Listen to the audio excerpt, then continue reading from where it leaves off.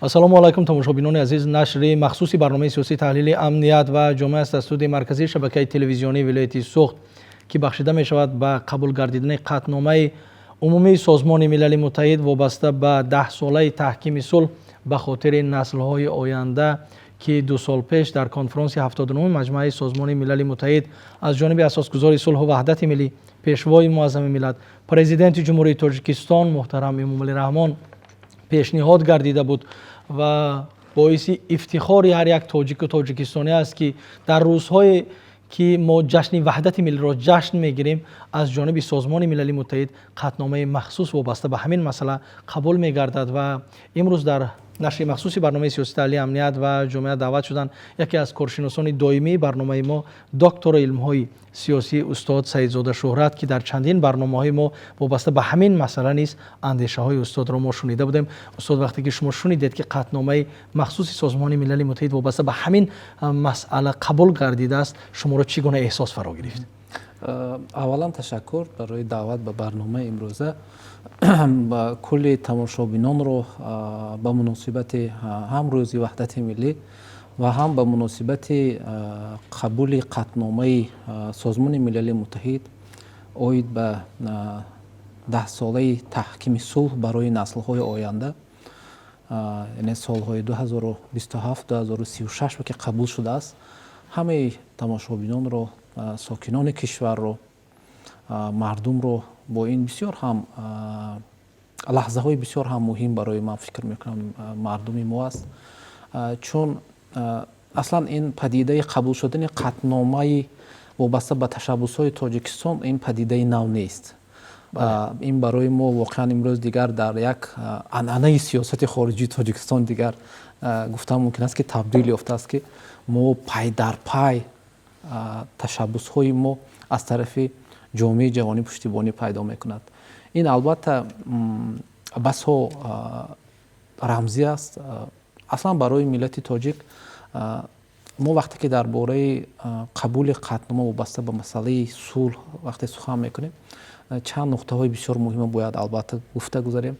Якум ин ки бинед мо аз саргаҳи арзишҳои маънавӣ бунёде ки мо дар гузашта миллати тоҷик дошт, аз таълимотҳои давраи замони авасто агар нигоҳ кунед дар китобҳои ин қадима, амин андешаи пиндори нек, гуфтори нек, рафтори нек худаш сухан дар бораи анамин сухан дар бораи дӯстӣ, сулҳ, ҳамдигарфаҳмӣ, муколама, даъват кардан ба ҳамин таҳаммулпазирӣ, арзишҳои башарӣ сухан меравад. Бинобар ҳамин ва пайи анамин андешаҳо мо агар бо давраи дигари таърихӣ агар назар кунем, бозам дар таълимотҳои гузаштагони мо, давраҳои классикӣ, мавзӯи сулҳу дӯстӣ яке аз мавзӯъҳои марказӣ аст ва ҳамин онҳо дар осарошон гарчанде ки ҳимоя кардани марзу бум, ҳимоя кардани сарзамина масалан яке аз арзишҳо, яке аз даъватҳои муҳим барои ҷавонмард будан, барои ҳифзи сарзамин даъват мекунанд. Аммо масалан нигоҳ кунед, Саъдӣ мегӯяд ки агар пилзӯрӣ, агар шерчанг ба наздики ман сулҳ беҳтар ки ҷанг. Яъне ҳарчанд ки анамин ҳимоят кардан, ҷавонмардӣ, ҳифз кардану ё ҷанг агарчи як падидаи раднопазир аст, ҳамеша ин падида ҳаст дар таърихи инсон, аммо бозам сулҳу дӯстия афзал медонанд, сулҳу дӯстия, арзиши сулҳа болотар аз ҳамин ҷанг медонанд. Бинобар ҳамин ё дар пайи анамин андешаҳо, андешаи дигари Саъдӣ бани одам аъзои якдигаранд ки дар офариниш зияк гавҳаранд, чу узве ба дард оварад рӯзгор, дигар узвҳоро намонад қарор. Инам анамин такмилдиҳандаи ҳамин андеша аст ва Саъдӣ дар ҳақиқат дар бораи ба ҳам пайванд будани насли башарият ва аз як ҷониб даъват кардани инсоният ба ҳамдигарфаҳмӣ, муколама, дӯстӣ, сулҳ аст. Ва бинобар ҳамин ман фикр мекунам мо дар миллати тоҷик бо роҳбарии пешвои миллат дар садаи 21 бори дигар тавонист ки анамун рисолати таърихии миллати тоҷик ки ҳамеша ин паёми дӯстӣ дорад, паёми сулҳу ваҳдату муколамаву таҳаммулпазирӣ дорад, бори дигар дар ҳамин садаи 21 пешвои миллат ثابت намуданд ки воқеан мо ҳамун рисолати таърихи худамон бо дар ҳамин 1003 иҷро карда истодем. албатта ин барои миллати тоҷик бояд як мояи ифтихор бошад ки бо сарварии пешвои миллат ин кор анҷом дода шуд. ва як нуқтаи бисёр ҳам муҳим, тамоми ташаббусҳое ки мо то ин давра доштем ва ҳамин аслан масалан ташаббусе ки таҳкими сулҳ барои наслҳои масъолаи таҳкими сулҳ барои наслҳои оянда, нигоҳ кунед, масалан ҳамин шабу рӯзҳо дар Тоҷикистон сулҳ ҳаст, тинҷӣ ҳаст, субот ҳаст, амният ҳаст, ваҳдат ҳаст. аммо мо бозам як масъалаи масалан баррасӣ кардем, як масъалаи ба миён гузоштем барои ҷомеаи ҷаҳонӣ ки аслан пеш аз ҳама барои худи мо аҳамият надорад. ана ҳамин шабу рӯзҳо албатта солҳои 90 мо ҷангҳои бисёрам ҷанги таҳмилӣ, шаҳрвандӣ пешсар кардем. мо анин таҷрибаи сахти анамин даврӣ гузарондем. аммо ҳамин шабу рӯзҳо мо дар як фазои тинҷу оромӣ зиндагӣ дорем. чун бо назардошти он ки якум ин ки мо ҳамин таҷрибаи талхи таърихия доштем ва дуввум ин ки мо аз азал ҳам аз гузашта ҳам миллати тоҷик ҳамеша миллати сулҳхо буд, сулҳпарвар буд, ҳамеша даъват ба дӯстиву муколамаву ҳамдигарфаҳмӣ буд. ҳатто дар осорҳои масалан Фирдавсӣ бевосита вақте ки дар бораи хизмати дипломатҳо, сафирҳо суҳбат мекунад, ҳамин нуқтаи бисёр ишорат мекунад ки ҳамеша даъват кардан ба гуфтугӯ, муколама ё фиристода бояд ки доно бувад ва гуфтан далеру тавоно бувад. ҳамеша дар бораи нақши тавоноият дар гуфтугӯ, дар муколама даъват мекунад. ва бинобар ҳамин имрӯз бисёр ҳам саволи хуб гузоштед ки вақте мо ҳамин қатноме шундем, ҳамин санаи 25 масалан аз тарафи Созмони Милали Муттаҳид қабул карда шуд. ин албатта барои ҳар як шаҳрванде ки камтарин дар ӯ сифати худогоҳӣ ҳаст бояд ифтихор кунад ки мо миллати бисёр ҳам қадима ҳастем ва дар ин давра бори дигар собит кардем ки мо барои ҷаҳониён дар самти сулҳ, ваҳдат, даъват ба созандагӣ, даъват ба гуфтугӯ, таҳаммулпазирӣ, созиш мо намуна барои дигар миллатҳо ҳастем. ва албатта дигар миллатҳо имрӯз вақти он расидааст ки ман фикр мекунам ин таҷрибаи бои сулҳофариние ки мо доштем дар ибтидои солҳои 90 баъди анамин ҷангҳо, ин ҳам албатта барои дигар кишварҳое ки дар ҳоли даргирӣ ҳастанд ҳамчун намунаи ибрат барои истифода кардани ҳамин модел фикр мекунам қобили истифода аст. ва албатта ина дар чанд таклифҳои роҳбари давлат шуда буд ки бояд анамин модел ҳам омӯхта шавад ва ҳам мавриди истифода аз тарафи дигар кишварҳое ки дар ҳоли ҷангу низоъҳои дохилӣ қарор доранд мавриди истифода қарор дода шавад. ташаккури зиёд устод, саломат бошед. ва мо имрӯз тавассути шабакаи иҷтимоӣ бахусус нигоҳҳои мардумро мебинем вобаста ба оне ки чӣ қадар аз ин масъала хушнудӣ доранд ва ифтихор мекунанд ва дар ҳақиқатан ҳам ҳар як нафаре ки аз худогоҳии миллӣ, аз ғурури миллӣ бархурдор аст, албатта вобаста дар ҳамин рӯзҳо хеле ифтихор мекунад, чун Тоҷикистон кишваре буд ки барои аз байн бурдани ҳамон низоъҳои дохилӣ дигар кишварҳо ба ӯ кӯмак мекарданд. имрӯз ба як кишвари ташаббускори сатҳи байналмилал табдил ёфтааст ки ин боиси ифтихори ҳар яки мо ва шумост.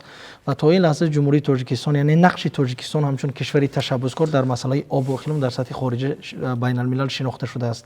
ва қабул гардидани ҳамин қатнома, яъне 10 солаи таҳкими сулҳ ба хотири наслҳои оянда, ин ҳам дар ҳоле ки ҷомеаи ҷаҳониро хеле низоъ фаро гирифтааст.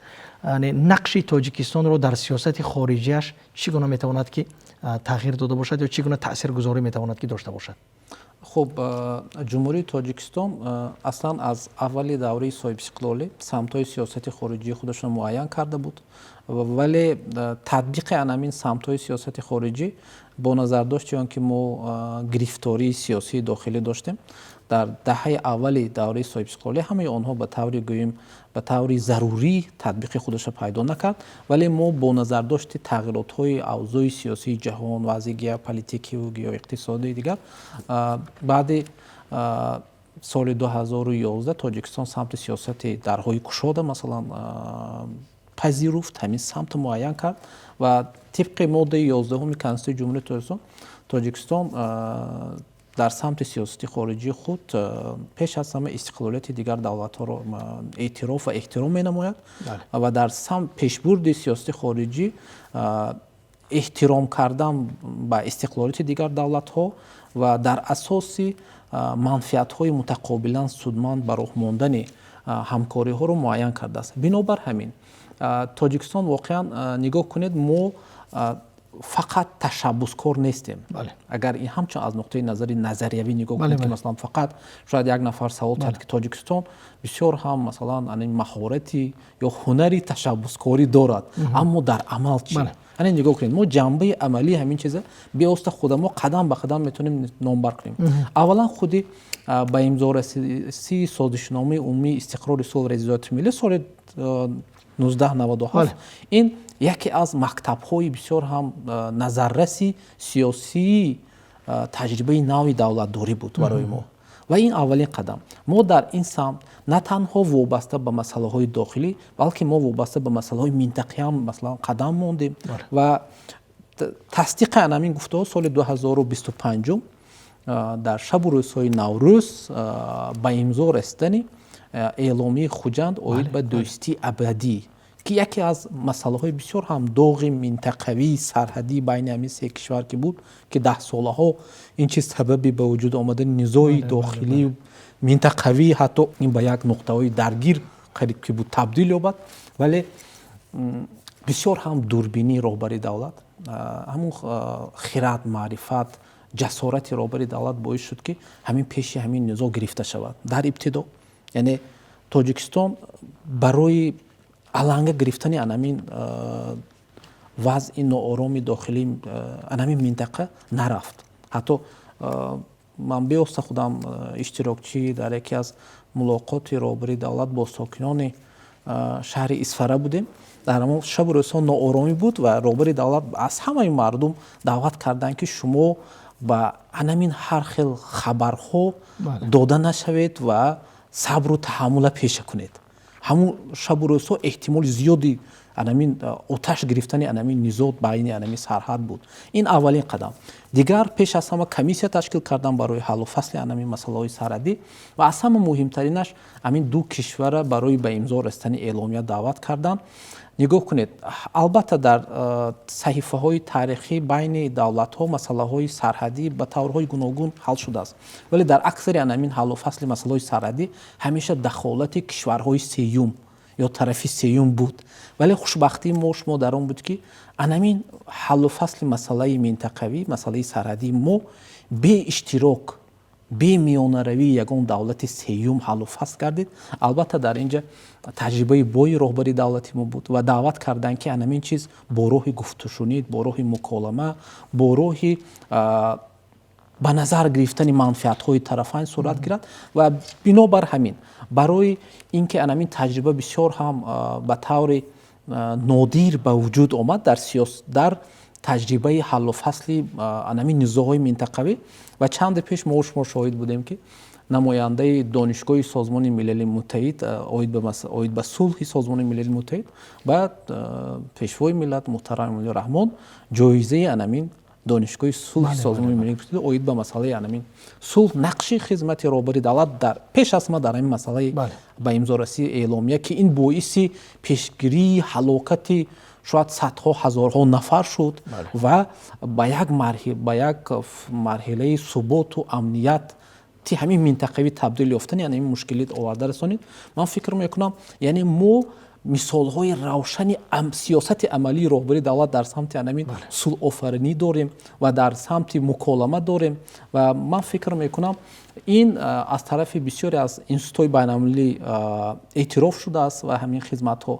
Ва маҳз анамин ман фикр мекунам, инҷа фақат сухан дар бораи қабул шудани як ташаббус нест, балки эътироф кардани нақши Тоҷикистон дар самти сулҳофаринӣ пеш аз ҳама дар ҳамин минтақаи Осиёи Марказӣ ва таҷрибаи бои роҳбари давлат дар анамин аз бартараф намудани низои ё ҷанги таҳмилии шаҳрвандие, ки мо солҳои 90 доштем, ин эътирофу тасдиқи анамин таҷрибаҳои бой аст. Ва ман фикр мекунам, ин барои ҳаре ки мо бояд ҳам боиси баланд шудани худогоҳии мо шавад, ки мо анамихе таҷрибаҳое дорем.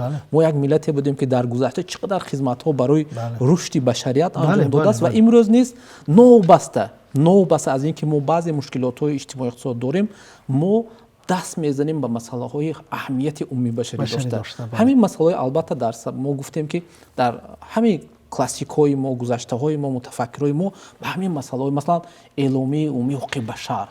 Бинед мо масалан дар ҳамон давраҳои бисёр ҳам давраҳои таърихи ҳассос боз ба даст мезадем ба масъалаҳои мавзӯъҳое ки ба тамоми башарият дахл дорад ва имрӯз бо гузашти чанд ҳазор сола аз ҳамон давра дар ҳамин ҳазораи сеюм миллати тоҷик бо роҳбарии пешвои миллат исбот кард ки мо миллати таърихӣ ҳастем, қадима ҳастем, фарҳангсоз ҳастем.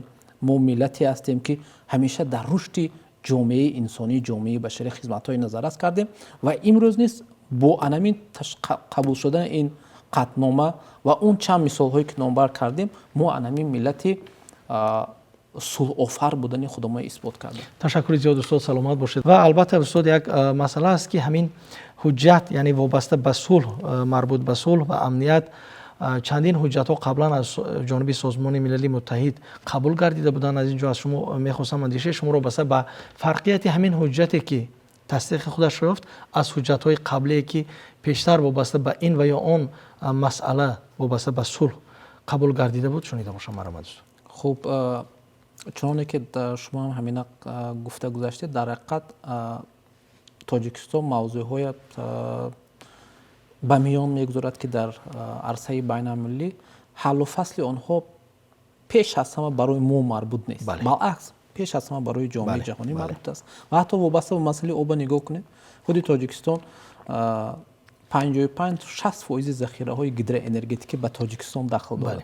вақте худи намояндагони ташкилоту созмонҳои байналмилалӣ вақте ки вобаста ба конференсияи об дар шаҳри Душанбе баргузор мешуд, онҳо вақте ки дидан карданд аз нерӯгоҳҳо, худашон ҳамин далели исбот карданд ки вақте ки худи Тоҷикистон ин проблемаи худаш надорад, инқадар захираҳои бои оби гидроэнергетикӣ дорад, барои чӣ бояд, барои чӣ ин масъалаҳояд маслан дар арсаи байналмилалӣ ба миён мегузарад? Чунки ин анамун дар вуҷуди ин миллат ҳаст. Ташаббускорӣ ва вобаста ба масъалаҳои умуми башарӣ баррасӣ намудани масъалаҳо, яъне вобаста ба ҳамин чуноне ки гуфтед, дар ҳақиқат мо қаблан бисёртар ба масъалаҳое ки албатта онам ба масъалаҳои ҷомеаи инсонӣ дахл дошт, вобаста ба масъалаҳои обу иқлим. Акнун мо ба як марҳилаи тоза расида истодем. вобаста ба масъалаҳои обу иқлима баррасӣ кардем, чанд қатномаҳо қабул шуд, 5 ташаббуси Тоҷикистон қабул шуд аз тарафи Созмони Милали Муттаҳид. Акнун вобаста ба масъалаи инсон, чунки бинед дар маркази тамоми масъалаҳое ки умуман ҷомеаи башарӣ баррасӣ мекунад, дар марказаш инсон қарор дорад. ва ман фикр мекунам имрӯз вақти он расидааст ки акнун мо бештар сари масъалаи баланд бардоштани маърифати инсонӣ, худогоҳии инсонӣ сухан кунем ва бесабаб ҳам бинед бисёр масъалаҳое ки дар самти сиёсати хориҷии Тоҷикистон баррасӣ мешавад ё ба миён гузошта мешавад дар ин самт, он то андозае ба масъалаҳое ки мо дар дохили худи Тоҷикистон дорем ё мавриди баррасӣ қарор медиҳем, онҳо бо ҳамдигар алоқамандӣ дорад. Дар худи маслан бинед соли 2026 дар Тоҷикистон соли вусъати корҳои ободонию созандагӣ ва таҳкиму тақвияти худшиносии худогоҳии миллӣ аст. ва ин албатта ман фикр мекунам яке аз паёмҳои анамин ҳуҷҷате ки қабул шуд, қатномае ки қабул шуд ба мардуми тоҷик, ба миллати тоҷик ин аст ки шумо бояд унқадар сатҳи огоҳӣ дошта бошед ки мо худамо барандаи беҳтарин арзишҳо, беҳтарин ақидаҳу афкор барои ҷаҳониён ҳастем ва будем, чӣ дар гузашта будем ва имрӯз низ ҳастем. Пеш аз ҳама афкору андешаи мо ин рӯй овардан ба корҳои созандагӣ, ободкорӣ, ин рӯй овардан ба масъалаҳои ҳаллу фасли масъалаҳое ки имрӯз дар ҷаҳон ҳамчун боиси қатлу куштору ҳазорҳо нобуд шудани чӣ қадар хонаву дари мардум дар чӣ қадар сарзаминҳо шумо нигоҳ кунед, ҳамон минтақаи Украину дигар минтақаҳое ки маслан ҷанг рафтааст, чӣ қадар мардум сарсону овораву гурезаву аз ватани худашон маслан аз сабаби анамин нооромӣ тарк карданд ва имрӯз дар ҳолати бисёр вазнин қарор доранд. Бинобар ҳамин имрӯз мо рӯзномаи ҷаҳония баробари он ки ба мавзӯи обу иқлим бахшида буданд, пештар ки баррасӣ мекарданд, имрӯз бештар рӯй ба масъалаи инсон овардем, чунки тамоми масъалаҳо бояд пеш аз ҳама барои баланд бардоштани сатҳи зиндагии мардум, барои беҳтар кардани шароити инсоният бошад. вақте ки мо масъалаи обро мегӯем, ин сухан дар бораи худи об нест, сухан дар бораи мушкилоти инсон вобаста ба об аст. имрӯз мо вақте ки масъалаи сулҳа мегӯем, сухан дар бораи худи сулҳ доштан нест, барои ин ки барои некуаҳволии мардум, барои беҳтар шудани сатҳи зиндагии мардум, барои мо сулҳ дар кор, барои мо оромӣ дар кор. вақте мо барои мо мегӯем, барои кулли башариятро дар назар дорем. барои ҳамин вақте ки ин мавзӯи Тоҷикистон ба миён гузошт, шояд хеле давлатҳо ҳам масалан гуфта бошанд ки охир дар Тоҷикистон ҳамин масъала нест. барои чӣ масалан ба миён гузошта шуд? барои ин ки бисёр масъалаҳое ки агар ҳамин таърихи давраи соҳибсултонӣ нигоҳ кунед, вақте ки Тоҷикистон баррасӣ мекард ё барои роҳ ҳалли масъалаи онҳо пешниҳод мекард, ҳамин инҳо бисёртар бо масъалаҳои умуми башарӣ дахл дошт. ва албатта мо ҳам ҳастем дар ин масъалаҳои умуми башарӣ. Тоҷикистон ҳамчи ҷузъи ҷомеаи ҷаҳонӣ бевосита аз ҳамин равандҳои ҷаҳонӣ дар канор нест. мо ҳамеша фаъол ҳастем, ҳамеша ташаббускор ҳастем ва дар ин саргаи ҳамин ташаббусҳо пеш аз ҳама пешвои миллат ҳамчун фарзонаи миллати тоҷик дар ҳамин давра муаррифгари ҳамин арзишҳои бисёр ҳам кӯҳанӣ мо пеш аз ҳама ҳамин корсозандагӣ, пеш аз ҳама ташаббускорӣ ва ин боис шуд ки Тоҷикистон, миллати тоҷик дар арсаи ҷаҳонӣ боз ҳам ба таври шоиста муаррифӣ шавад. чӣ гуна? Яъне мо бори дигар исбот кардем ки миллати қадима кӯҳанбунёд ҳастем ва шаҳрдору шаҳрсозу ҳунарманду ва миллате ҳастем ки ҳамеша ба ҷаҳониён паёми созандагӣ, паёми дӯстӣ, паёми сулҳ, паёми таҳаммулпазирӣ, паёми гуфтушунидро медиҳад ки то бисёре аз муаммоҳое ки дар ҷомеаи ҷаҳонӣ ҳаст бо роҳи муколама ва бо роҳи мусолиҳатомез ҳаллу фасли худро пайдо кунад. ва дар тақвияти ҳамин суханон ман мехоҳам илова кунам ки 10 соли оянда Тоҷикистон дар маркази таваҷҷӯҳи ҷомеаи ҷаҳонӣ қарор мегирад. аз кадом нуқтаи назар? барои ин ки Тоҷикистон вақте ки мо гуфтем ташаббускори анамин пешниҳоди 10 солаи таҳкими сулҳ барои наслҳои оянда солҳои 2027-2036 дар ин ҷо пеш аз ҳама ҳамеша ҳам ин идеяе ки Тоҷикистон пешниҳод кард, ташаббусе ки Тоҷикистон пешниҳод кард дар марказ қарор мегирад ва ҳам таҷрибаи Тоҷикистон вобаста ба имзорасии сулҳи тоҷикон, таҷрибаи сулҳи тоҷикон, ва дуввум вобаста ба ҳамун ба имзорасии эъломии Хуҷанд доир ба сулҳи абадӣ миёни кишварҳои Тоҷикистону Ӯзбекистону Қирғизистон ки дар таҷрибаи ҷаҳонӣ бо роҳи анамин мусолиҳатомез, бо роҳи муколама ва бе иштироки миёнарав тарафи сеюм ҳаллу фасл шудани ин масъала ҳамчун намунаи бисёр ҳам нодир ҳисоб мешавад. Ман фикр мекунам ин албатта барои Тоҷикистон боз як фурсати хуб барои муаррифӣ, барои саҳм гузоштан дар пешбурди мавзӯъҳои вобаста ба сулҳ, вобаста ба масъалаи муколама, вобаста ба масъалаи ҳаллу фасли муаммоҳое ки дар ҷомеаи ҷаҳонӣ қарор дорад. ин албатта бо гузашти вақт худи созмонҳо, давлатҳо ина эътироф карданд ки имрӯз саҳми Тоҷикистон, саҳми пешвои миллат дар ҳамин равандҳои ҷаҳонӣ ҳаллу фасли муаммоҳои инсонӣ, муаммоҳои умумии башарӣ бисёр ҳам назаррас аст. ва вақте ки ҷомеаи ҷаҳонӣ, давлатҳо, созмонҳо нисбат ба пешвои миллат эҳтиром мегузоранд, ин эҳтиром гузоштан нисбат ба миллати тоҷик аст.